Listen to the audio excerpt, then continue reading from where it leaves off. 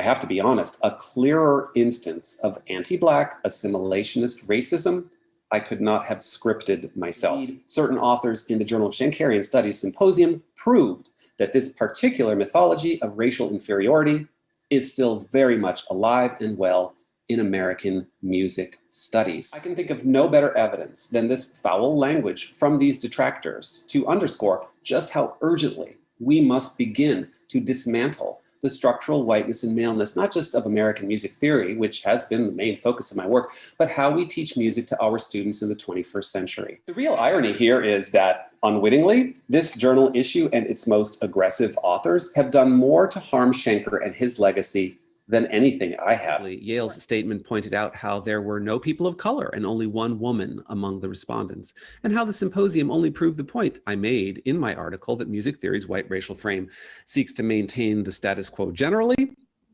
and shield Schenker from unwanted criticism. Alan Cadwallader was so incensed by my 9-minute discussion of Schenker that he sent a personal email. First, let me say what an idiot I think you are. You obviously can't do theory and analysis, so you make a career out of putting Blacks against whites. Your only hope of making a name is to right some injustice. Your ilk is if you can't do, then find some social injustice to talk about. Let's meet in the forum of your choice.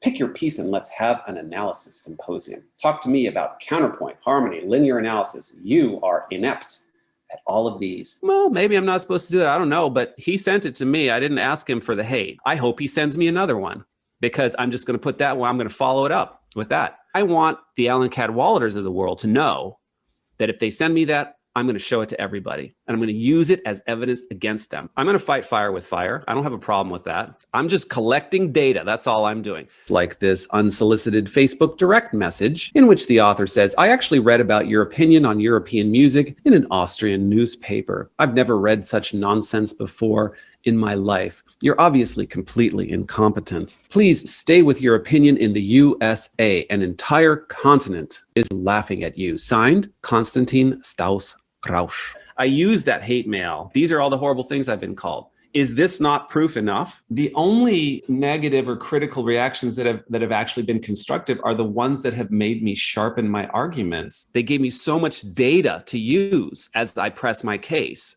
I didn't have to say a word. I'm like, hey, look at what you just did. Goodness gracious, Philip did all this work, and then a bunch of white guys got together and proved his point like 100 times over. I mean, what can I say? You know what I can say? Quod erat demonstrandum. That's what I'll say, QED. The defense rests.